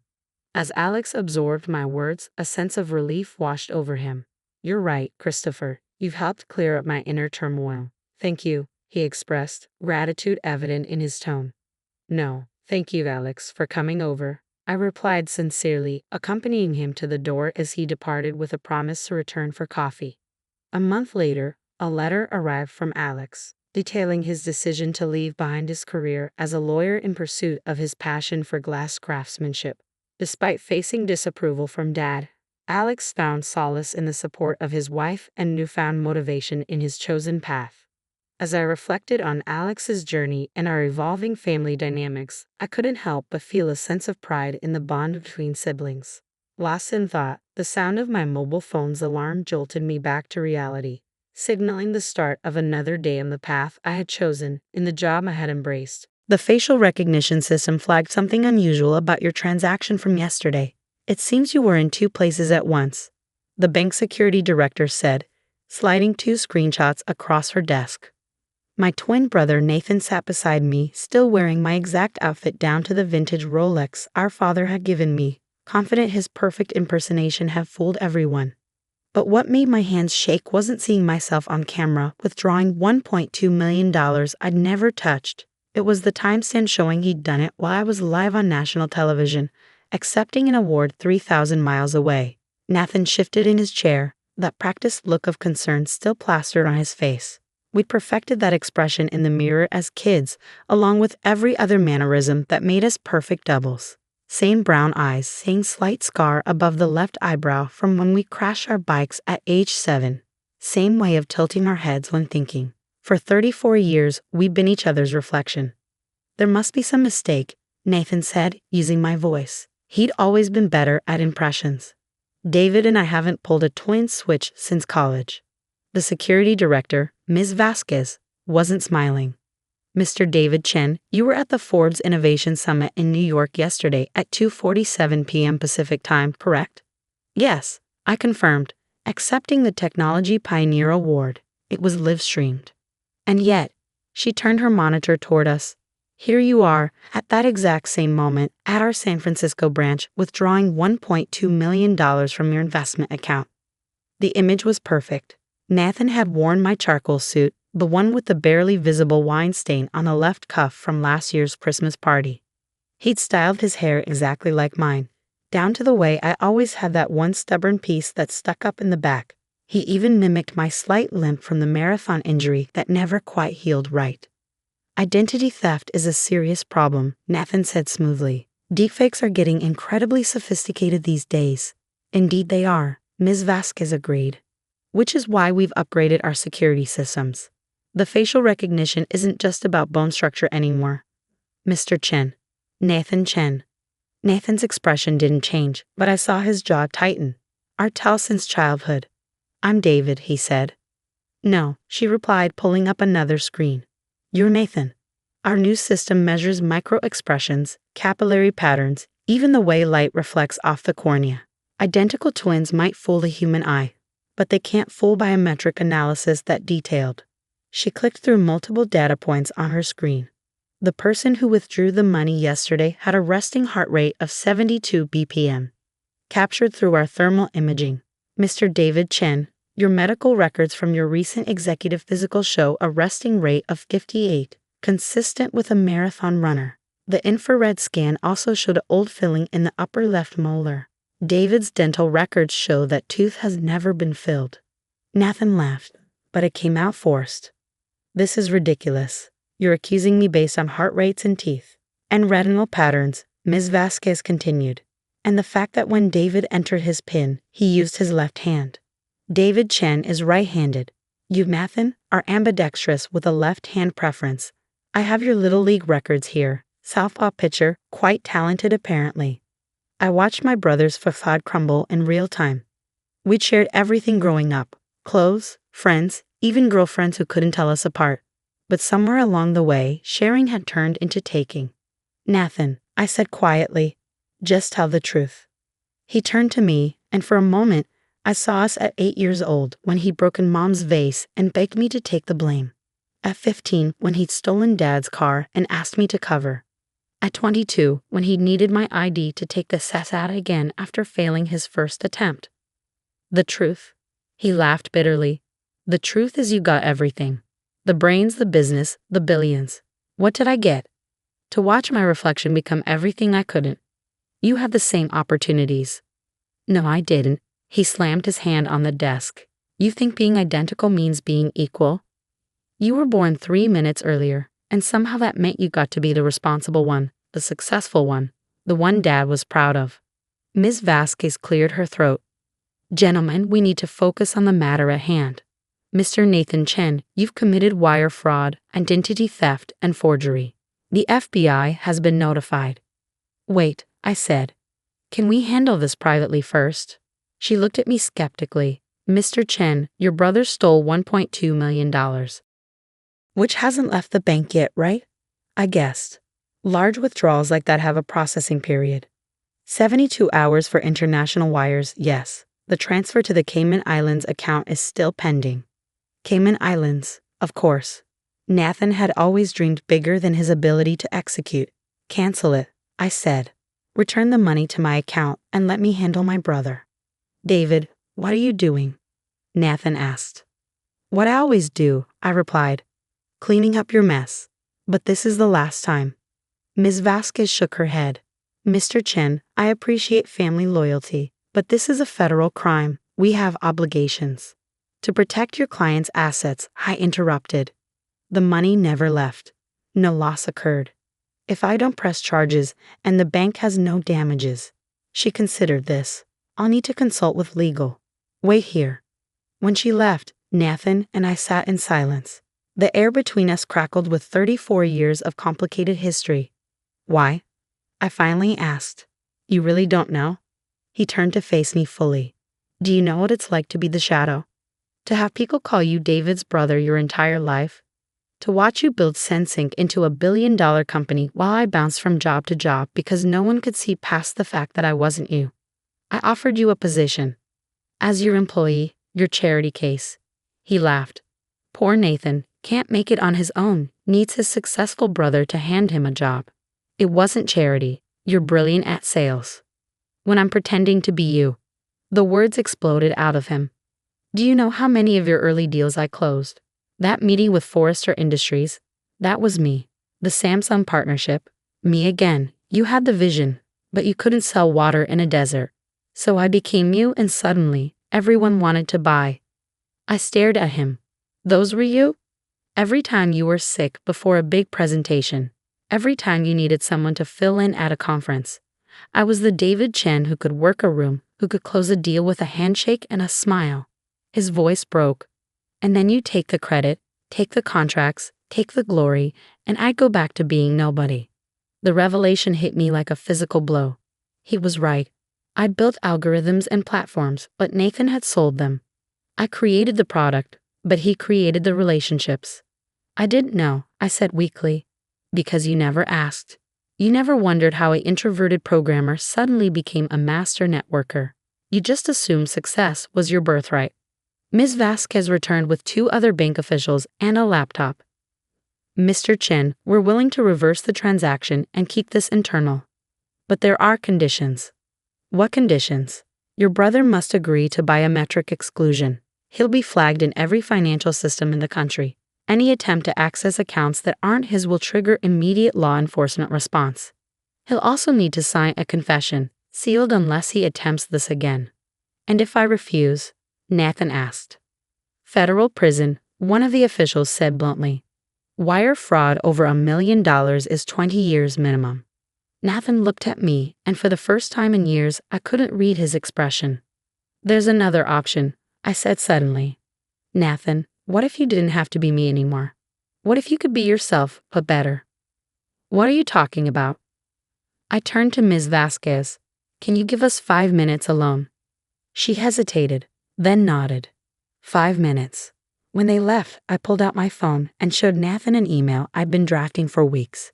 I'm spinning off the sales division of SenSync into its own company. I need someone to run it. Someone who understands relationship building, who can read a room, who can close impossible deals. You're offering me another job.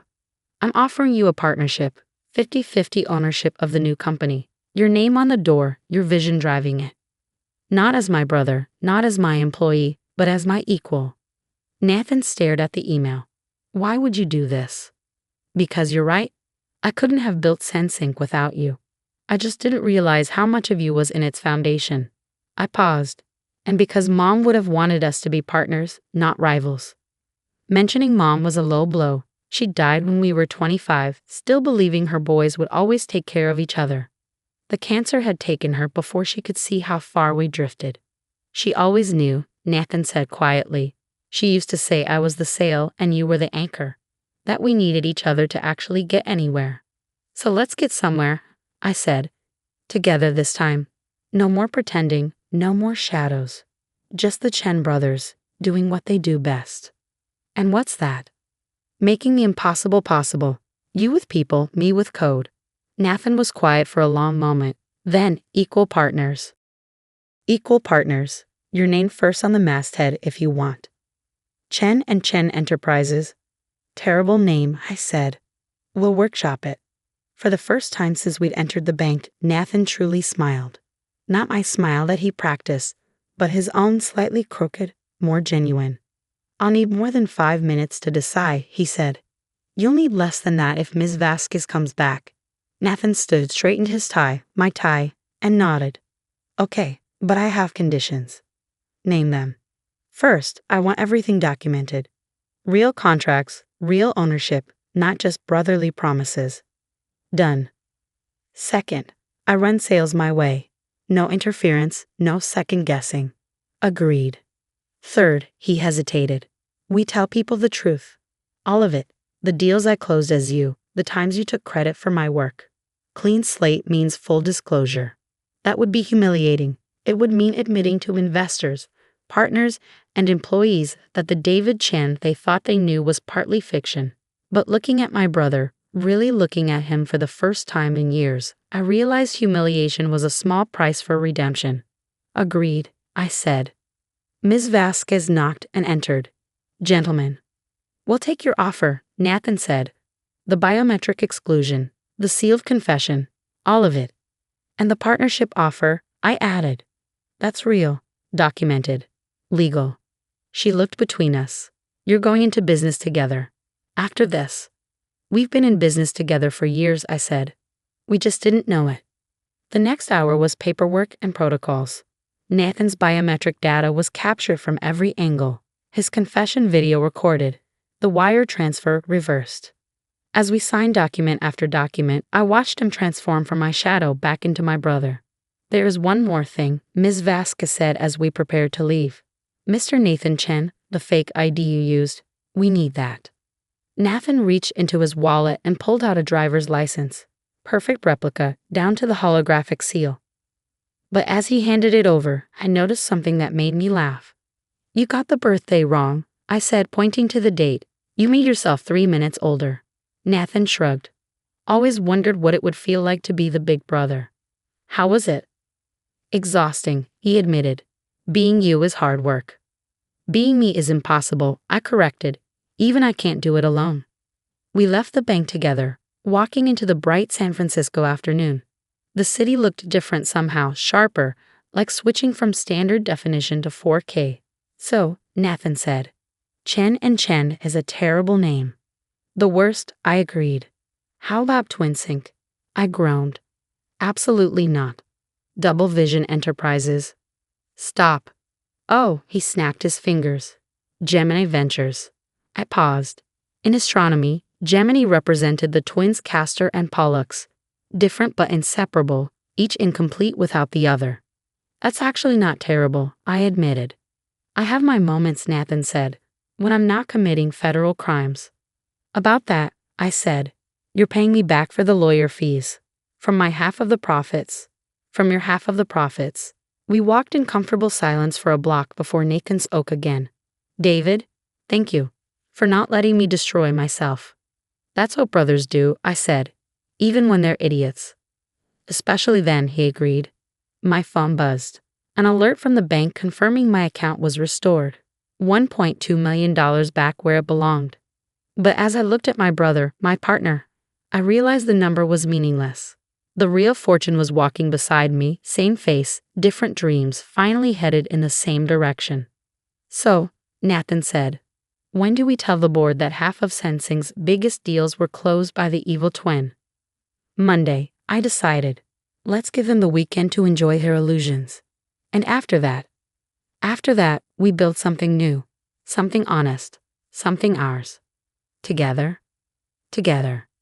The word felt like a promise, like coming home, like the moment when two mirrors facing each other create infinite reflections. We weren't the same person, had never been. But maybe that's what made us whole, two halves of something that only worked when both pieces fit. As we walked toward our future, whatever that looked like, I thought about what Ms. Vasquez had said about the biometric system.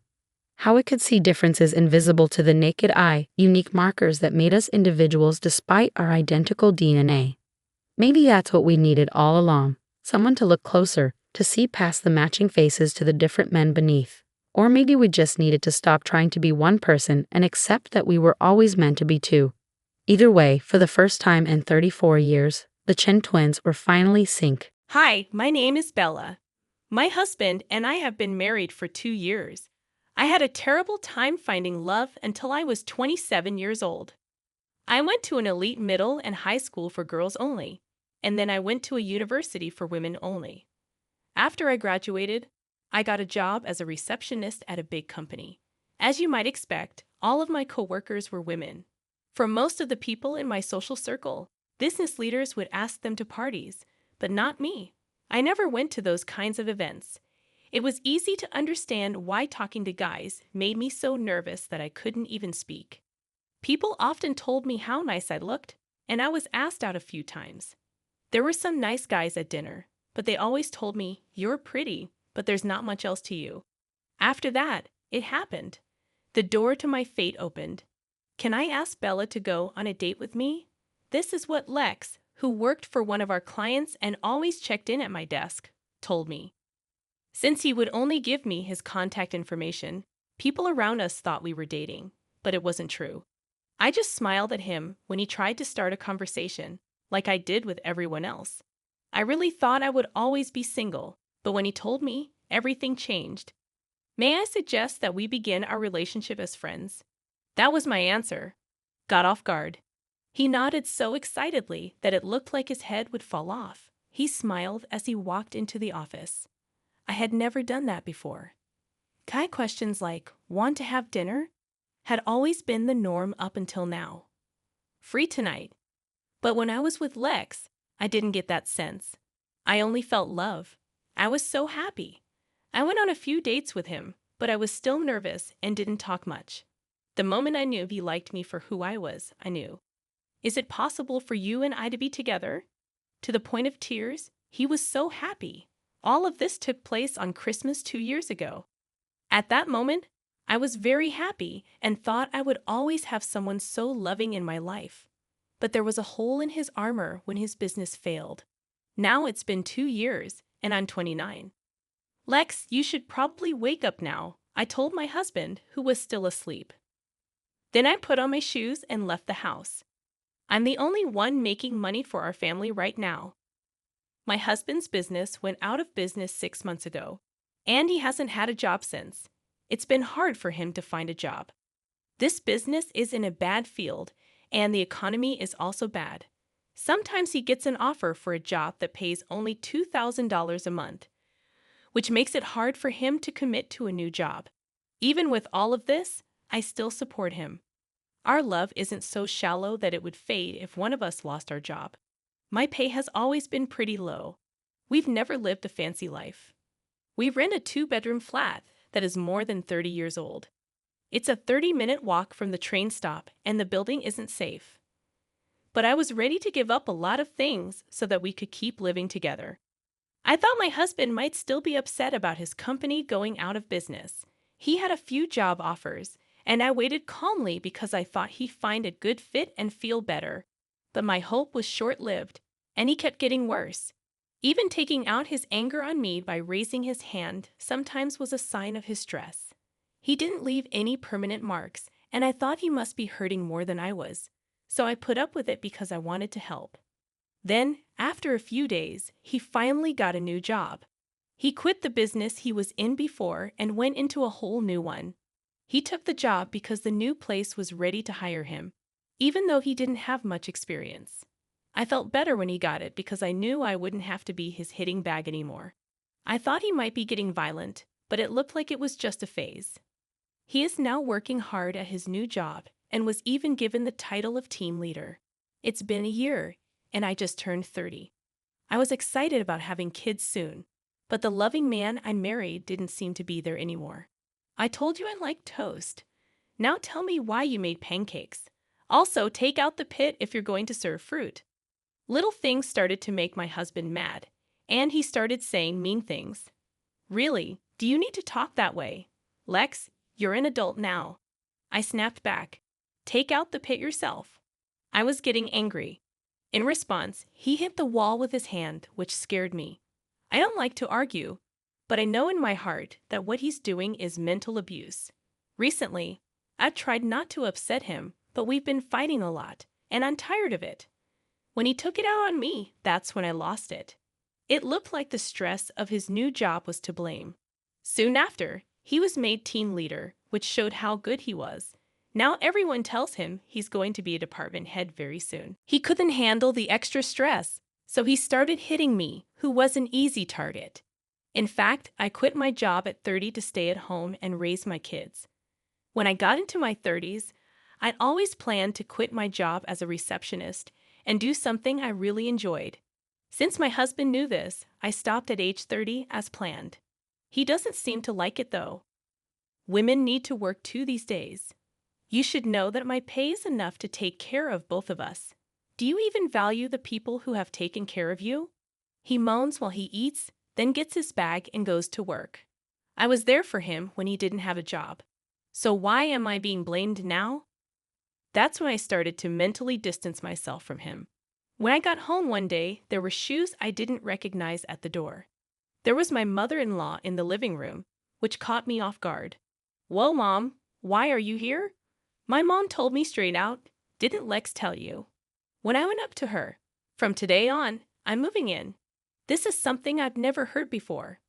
Over time, I learned that my husband had suggested that my mother-in-law move, and because she was lonely after the death of my father-in-law. Of course, no one asked me that. While I was still shocked, my mother-in-law told me to start making dinner. It shows how valuable a housewife is to take care of her family, so she told her, "Get to work." Even though I was angry and confused, I went to the kitchen to make dinner. Then Lex's mother-in-law came in and said, "Lex hates burgers." The food was almost ready. This is rubbish. The dish was almost done when she threw it away. I was seated inside, but strangely, words failed me when I was faced with this surprise event. I couldn't say anything, so I just listened as my mother-in-law went on. She then started going through the fridge and cooking without asking. I finally calmed down and told my mom, "Hold on." I made a list of meals for the week and then went shopping. As soon as I said that, he dumped flour on my head, making me cough. I kept watching her make her food, and then she told me to clean up. When my husband finally got home, he was thrilled to see the meal. Yes, this is the kind of food I want. It's better to eat fried food than salad. He walked past me and happily sat down to eat with his mom. My heart felt like it had been smashed and black ink had been dropped on it at that moment. Following that, my mother-in-law continued to bother me every day, and my husband continued to hurt my feelings. I felt like I didn't belong in this house, and even though my husband wanted to be close to me, I couldn't because of the situation. As a 30-something woman, I have been putting off having a child because I don't want to have a kid with this abusive man. The last straw finally broke.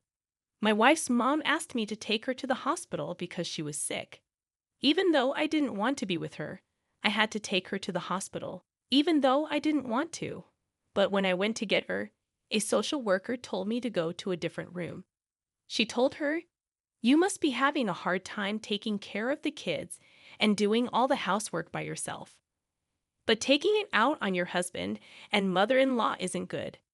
It turns out that my mother-in-law was saying that I hurt her when I fell. Even worse, she had been to the hospital more than once and asked about me each time. It looks like she picked today to deal the last hit.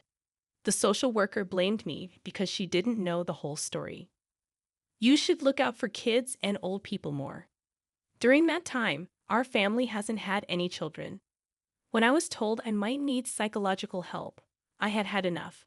You broke my rights, so I'll sue you. It's not you who is being mistreated here, it's me.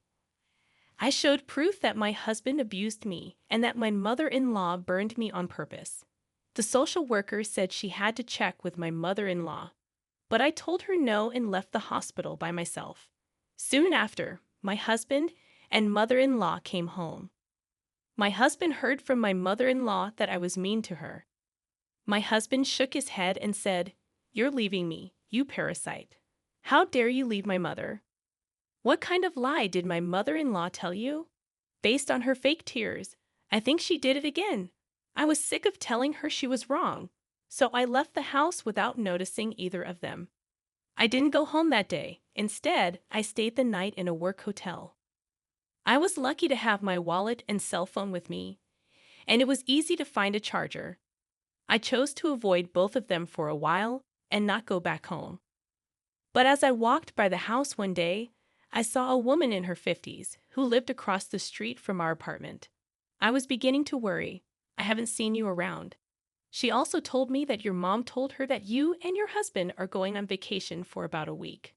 When I heard that, I couldn't help but laugh out loud. Then I asked myself, if not now, when? I called the moving company right away and asked them to help me move out as soon as possible. It was a little more expensive, but I didn't have much stuff, and the movers were able to get it all to my parents' house in just 3 days. Let's see how my husband and his mother react, since they have no idea how much I've helped with the house. They put me down when they don't know anything about me, and I won't forgive them. After moving, I went back to my parents' house because their house was empty. After a few days, my husband called me. "Where are you, Bella? There is no one in your room." When my husband found out what was going on, he kept asking me where I was. I told him, "Not your business. By the way, I've already filed for divorce because you've said you wanted to do it before. Sign them and send them in." After I hung up the phone with him, I stopped calling his number. After that, my life became peaceful. I did yoga, made breakfast, and then sat down with my parents at the table. I had lunch with my mom and dinner with my family again. That's how I felt, but it was comfort and happiness I hadn't felt in a long time. When I told my parents to thank you, they were surprised, but they were happy to see me. When my husband found out I was at my parents' house, he waited nearby for me. When I saw him, I tried to run away, but he caught up and grabbed my arm. "Call me Bella. Let's go home. Without you, the house is a mess." I yelled, "Help me," as his hold got tighter. As I was being helped, a high school boy in his sports uniform came by and called the cops. A businessman nearby also helped. Since the cops were there, my husband quietly left. But as expected, my angry mother-in-law stormed into my parents' house. "How dare you make fun of my son in public? Oh, you and your family are a shame." Finally, I stopped my dad from going up to them and told him, while I was doing that, my mother-in-law was outside our house making threats and even talking about defamation lawsuits. Dad was about to lose it and talk to her about it, but I stopped him. "Okay, I'm ready to settle this." I called my husband, who was standing next to my mother-in-law when the call came in. He told her straight out, "I know you're cheating, and I have proof. I'm going to sue you for abuse and get money when we get divorced." My husband became scared when he heard this. After hearing rumors that he was going to a hotel with a coworker, I actually paid a detective to find proof of his cheating. I had a lot of proof. I even went to the hospital and got a note saying I was healthy in case they tried something. I had also recorded talks in case I needed proof. I was going to talk to my husband and his mother about it when I was ready mentally, but I'm not going to be quiet when they insult my parents. My mother-in-law has also been stealing money from my pocket. I've heard that the house is in terrible shape and even smells bad since I left. People in the neighborhood are complaining, right? My husband didn't know what to say. A friend told me this story. They said my husband and his mother were not in town. It looks like they haven't been doing simple things like picking through the trash, and the house has become a dump.